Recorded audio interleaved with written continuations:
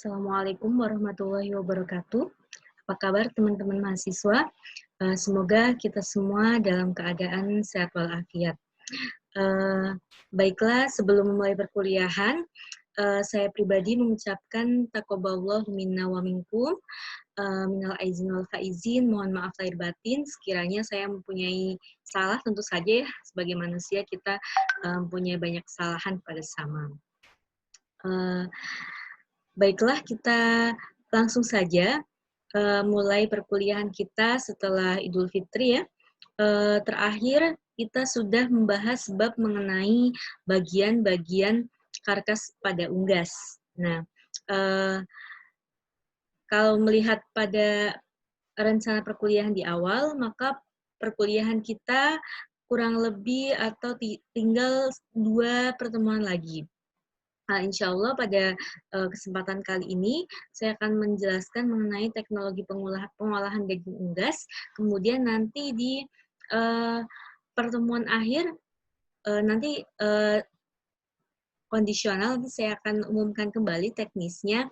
Yang pasti untuk penyampaian materi sudah selesai dari saya terakhir ini teknologi pengolahan daging unggas. Mungkin yang terakhir nanti kita akan diskusi via Zoom atau yang lain. Mungkin nanti akan menyusul ya teknisnya. Sebelum mulai perkuliahan, mari kita membaca basmalah. Bismillahirrahmanirrahim.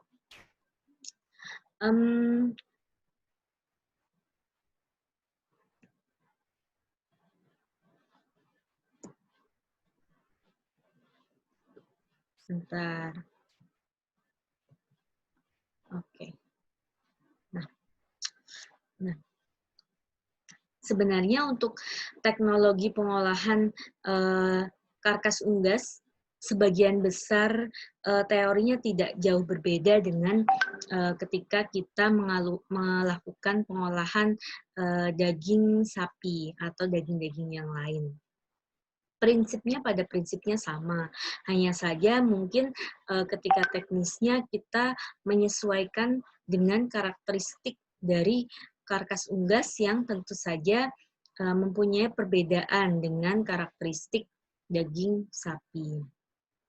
Tapi karena pada prinsipnya sama gitu ya, jadi mungkin di sini tidak saya ulang lagi beberapa teknik, misalnya buatan bakso dan sebagainya, itu sudah kita pelajari ya waktu kita membahas tentang daging sapi.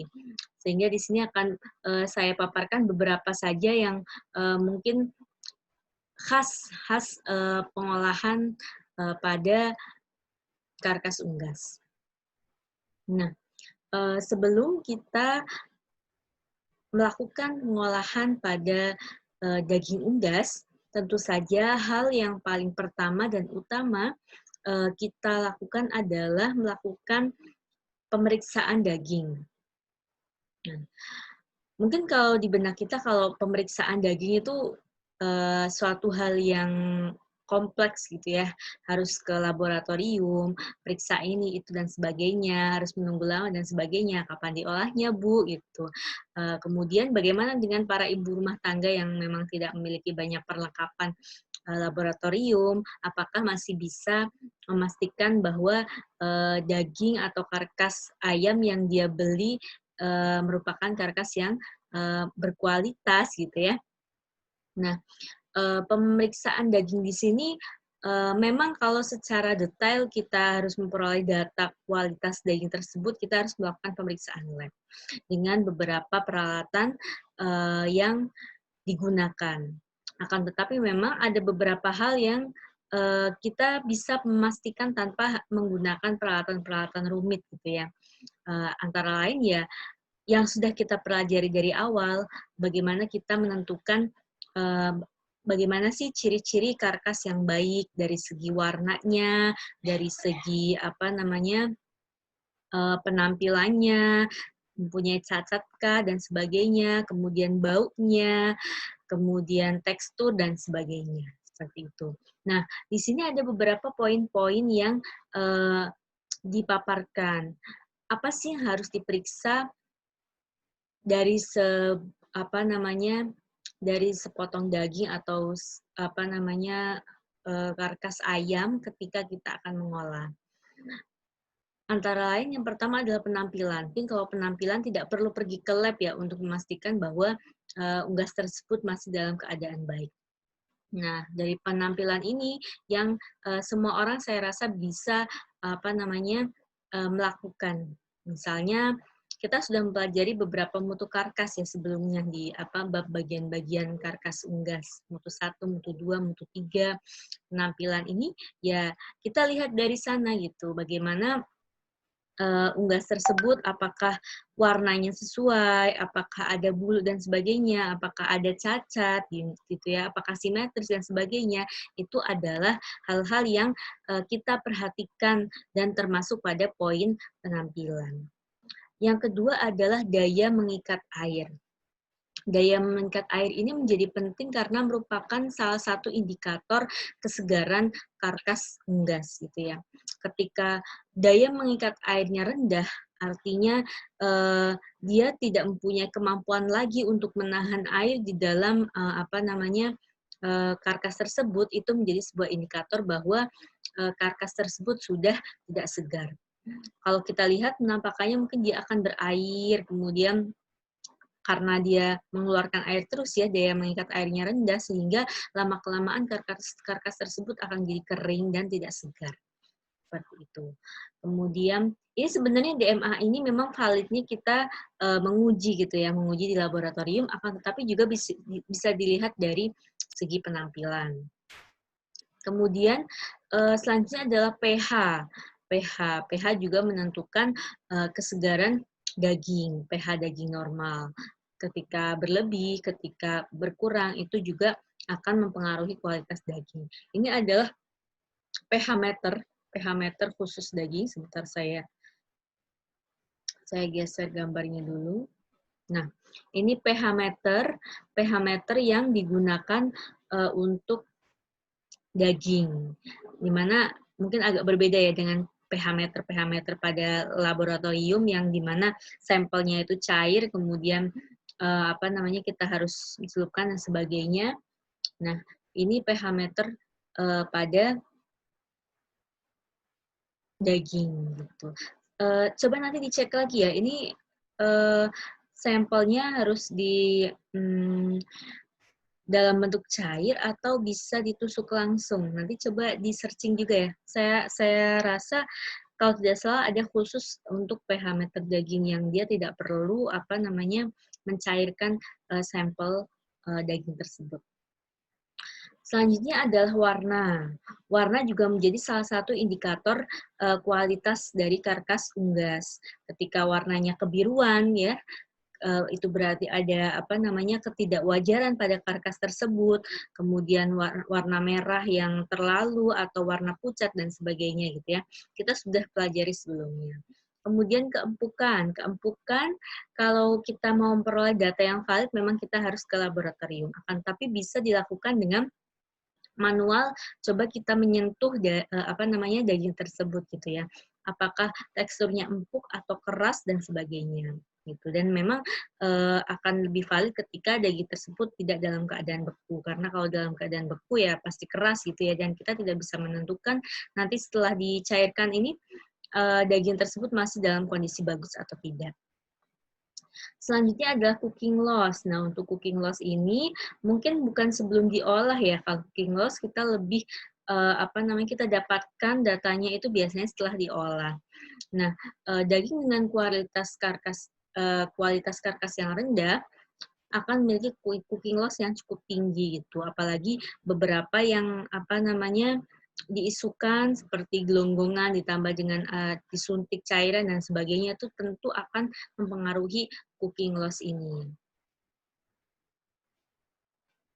Nah, sedangkan faktor yang berpengaruh selama pengolahan, penanganan, dan penyimpanan produk daging unggas, banyak sekali faktor yang berpengaruh ya, dari mulai penyembelihan, terus kemudian penanganannya, partingnya, kemudian bagaimana diolah, dan bagaimana menyimpan produk daging unggas tersebut, itu tentu saja banyak sekali faktor yang sangat atau ada yang mempengaruhi faktor-faktor yang mempengaruhi dari kualitas daging yang nantinya kita konsumsi.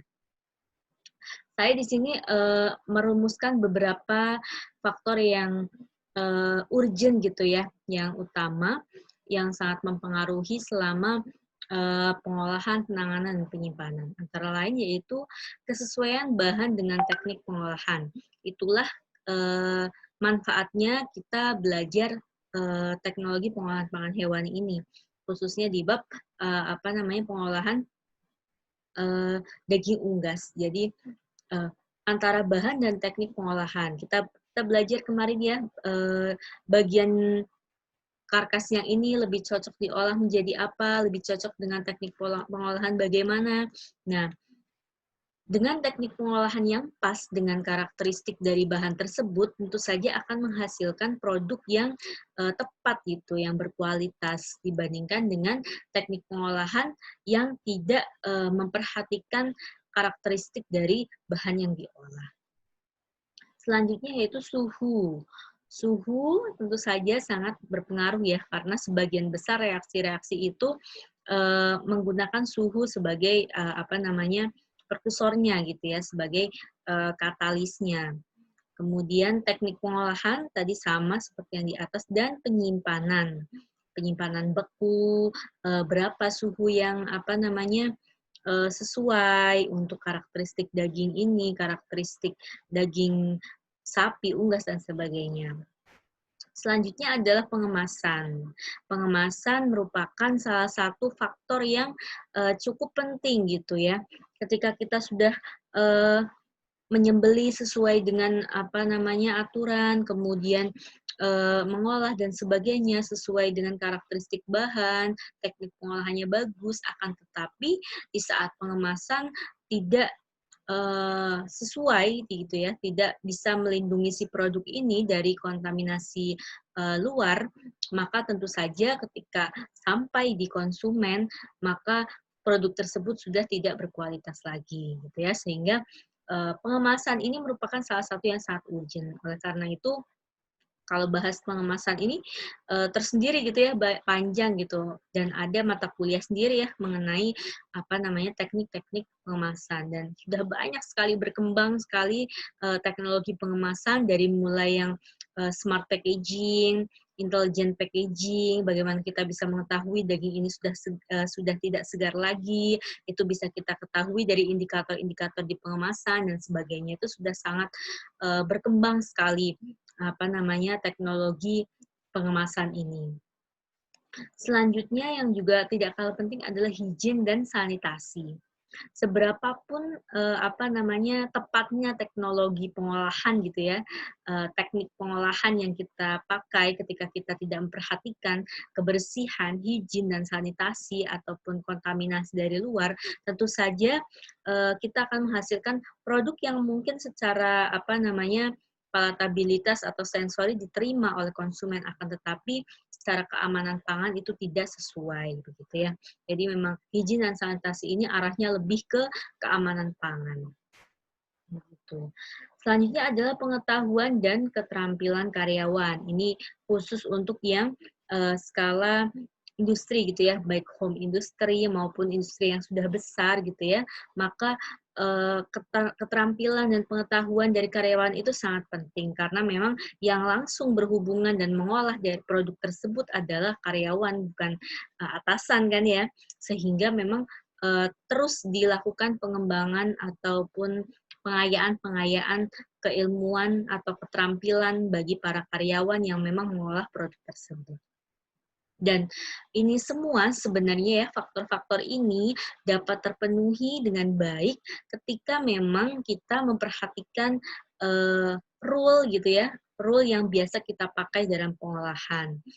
SSOP, GMP, GXP, GDP, HACCP gitu ya.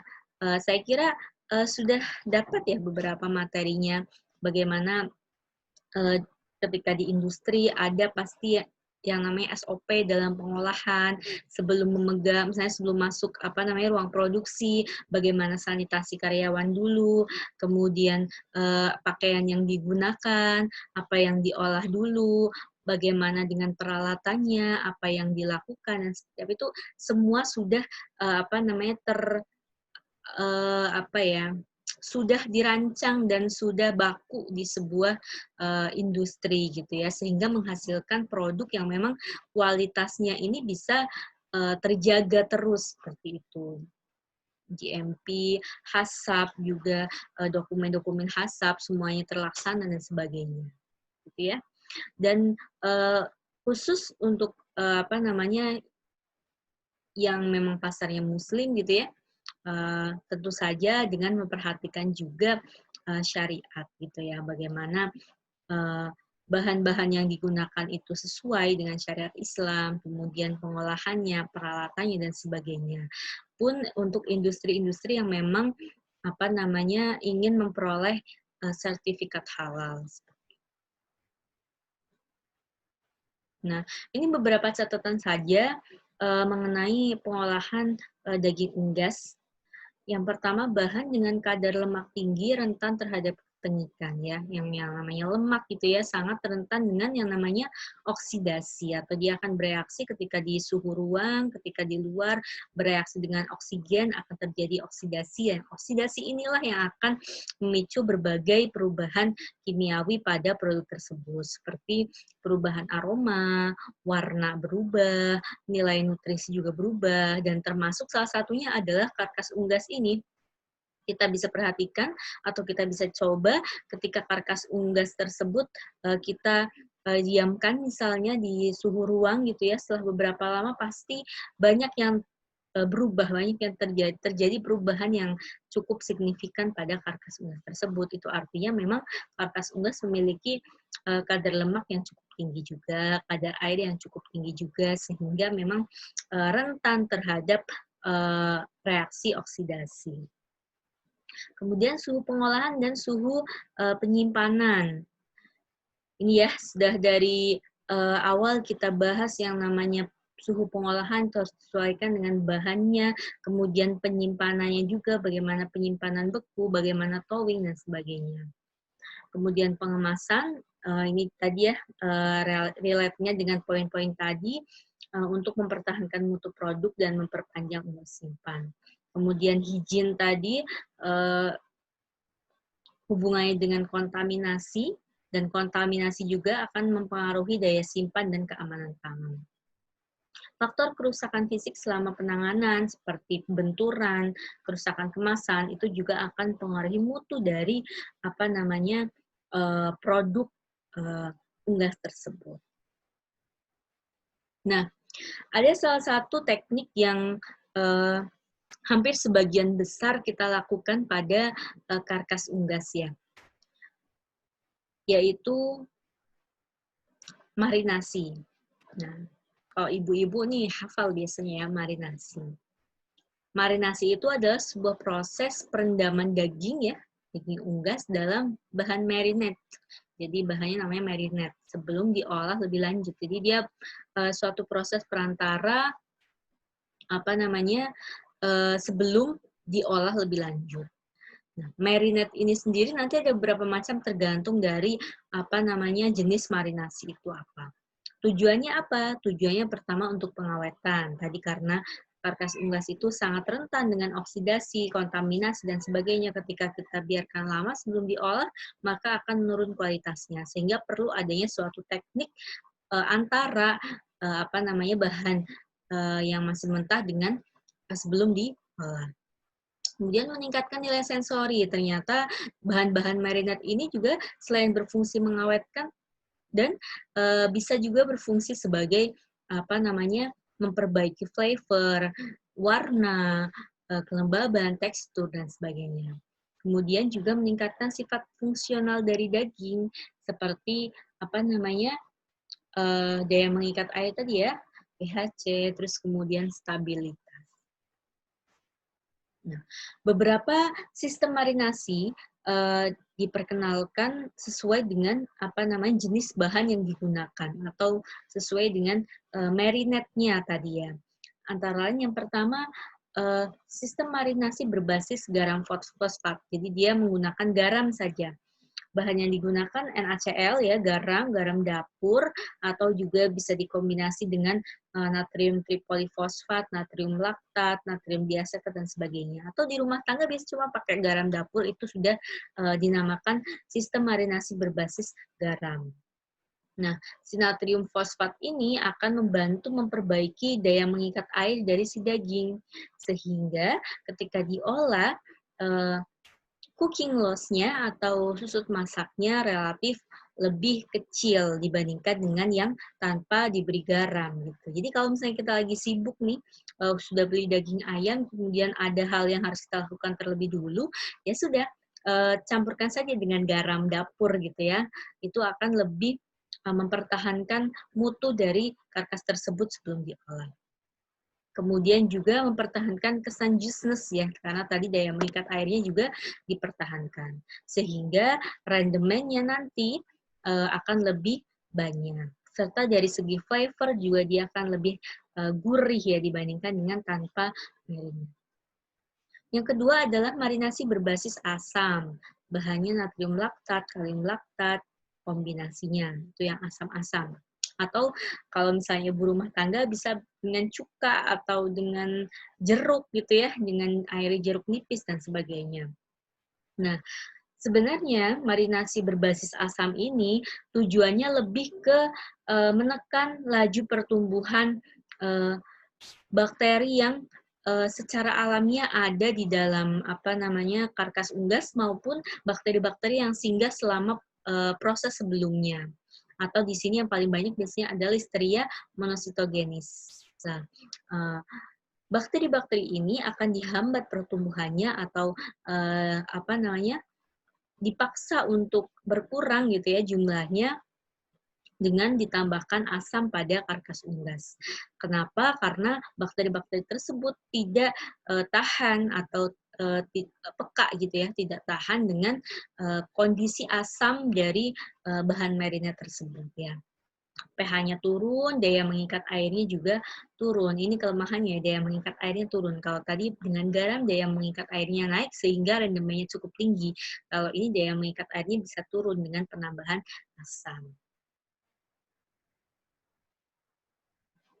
Nah, kemudian yang paling banyak dilakukan adalah marinasi dengan berbasis bumbu. Nah, berbasis bumbu ini campur-campur antara sistem sebelumnya. Tadi kan sudah ada berbasis garam, berbasis asam. Nah, berbasis bumbu ini campuran semuanya. Garam, asam, dan bahan-bahan lain yang dianggap mampu memperbaiki mutu unggas dari sisi fisiknya maupun dari sisi sensorinya. Biasanya kita bisa pakai kecap, saus tiram, gula, NaCl, lemon, lada, bawang putih, ketumbar, dan sebagainya gitu ya. Apalagi orang Indonesia ya, semua rempah-rempah itu bisa dimasukkan sehingga menghasilkan sajian daging unggas yang cukup kaya gitu ya, cita rasanya itu beda gitu ya, kaya. Apalagi orang-orang Sumatera gitu ya kan, banyak sekali gitu rempah-rempah yang digunakan. Nah,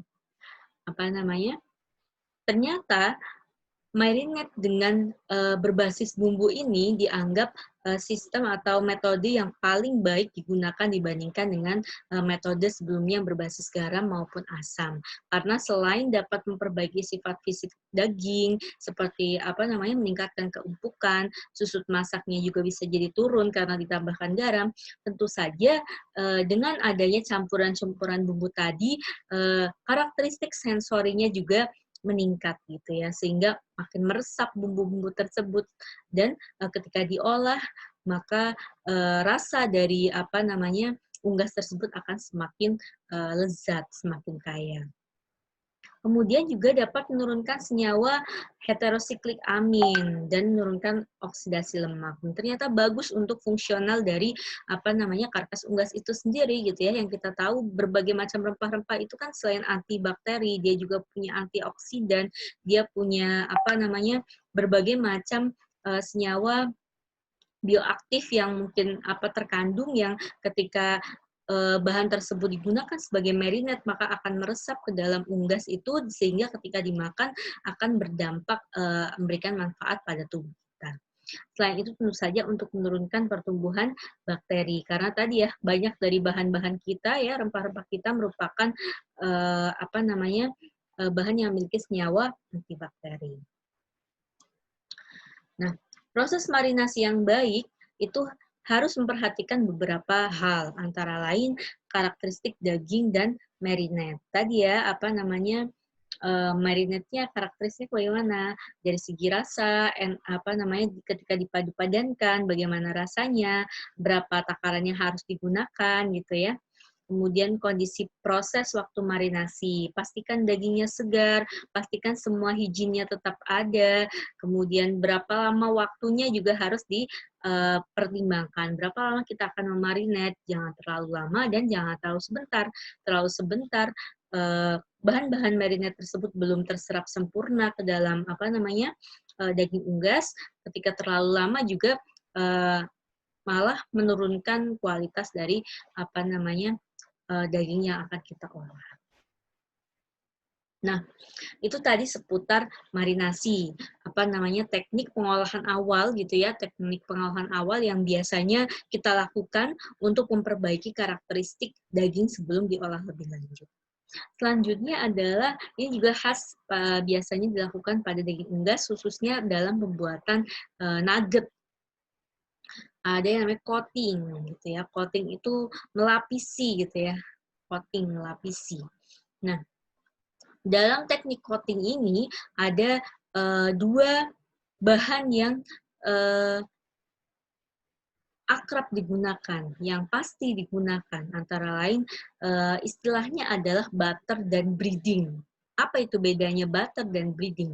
Butter ini merupakan campuran air, tepung, pati, bumbu-bumbu, dan sebagainya yang digunakan untuk mencelup produk yang akan dimasak, gitu ya. Misalnya tepung maizena, ditambah tepung terigu, ditambah bumbu dan sebagainya. Kemudian daging ayamnya sudah kita giling, kemudian dicampurkan, dicelupkan pada adonan yang kita sebut sebagai butter ini. Fungsinya tadi meningkatkan sensori, kemudian menciptakan tekstur yang diinginkan, padat dan sebagainya ya. Selanjutnya ada breading. Nah, kalau tadi butter adalah bahan yang dicampurkan ke dalam unggas tersebut, kalau breading ini tepung-tepungan yang digulingkan ya, produk kita digulingkan, setelah dicampurkan digulingkan pada istilahnya breading ini. Nah, kita biasanya kenal dengan tepung roti atau tepung panir. Setelah dicampur dengan butter, kemudian kita gulingkan di tepung roti atau tepung panir, ini kita sebut sebagai breading. Digunakan untuk melapisi produk makanan juga, atau salah satu dari bahan untuk coating. Fungsinya untuk melindungi produk dari dehidrasi selama pemasakan ya, sehingga produk yang dihasilkan ini crispy tapi dalamnya itu masih juiceness-nya itu masih terasa, tidak kering gitu ya. Beda kan ketika kita menggoreng ayam saja dengan menggoreng ayam menggunakan tepung-tepungan ini, lebih crispy, lebih lama tahannya, tidak alot dan sebagainya. Rasa juga dari segi sensori juga lebih baik dibandingkan tanpa menggunakan butter dan breading. Itulah kenapa produk-produk seperti ayam saji ya, Kentucky, McD dan sebagainya gitu ya, itu sangat pasarnya itu sangat luas sekali dan terus ada saja yang suka gitu ya, sehingga sangat menjamur berbagai macam merek-merek produk sejenis, karena memang disukai gitu ya. Selain praktis juga dari segi sensori lebih baik, kualitasnya juga lebih baik. Nah, selanjutnya tadi coating, selanjutnya adalah deep fat frying. Ini juga teknik yang digunakan biasanya dalam produk-produk unggas. Nah, deep fat frying ini merupakan salah satu metode penggorengan dengan menggunakan minyak yang jumlahnya cukup banyak. Jadi sehingga produk yang akan kita goreng ini benar-benar terendam, semuanya terendam dalam, semua permukaannya terendam dalam minyak goreng. Gitu ya. Fungsinya supaya panas yang dihantarkan oleh minyak tersebut rata di dalam produk, sehingga akan menghasilkan produk yang lebih seragam kematangannya. Ini ya, lebih seragam kematangannya, kemudian sempurna karena pengantar panasnya ini sempurna. Ini juga sangat banyak diaplikasikan untuk produk-produk unggas nugget, fried chicken seperti ini, dan produk-produk lainnya. Oke, untuk penjelasan begitu saja ya, cukup beberapa teknologi ini yang saya kira khas dari pengolahan daging unggas. Sebelumnya saya ingin memperlihatkan video, tapi sepertinya videonya nanti saya share saja ya, saya share di LMS ya, di Indapul. Saya lupa belum memindahkan ke laptop ini filenya. Video ini tentang daging ayam yang asuh dari mulai pemotongan sampai ke pengolahan. Gitu. Nanti bisa di-download dan bisa dilihat gitu ya, bisa dilihat dan bisa dipelajari. Ya. Saya rasa begitu untuk materi pada pertemuan kali ini. Mungkin cukup singkat. Semoga menjadi pemicu untuk melakukan diskusi lebih lanjut ya, seperti biasa di LMS di ruang tanya jawab. Nanti akan saya tanggapi dan saya share lagi link videonya. Begitu saja dari saya, kurang lebihnya mohon maaf. Silakan selanjutnya melakukan diskusi di LMS, kemudian ada yang bertanya, yang lain bisa menanggapi, dan sebagainya. Oke, untuk pertemuan ke depan nanti akan saya infokan lebih lanjut. Terima kasih. Wassalamualaikum warahmatullahi wabarakatuh.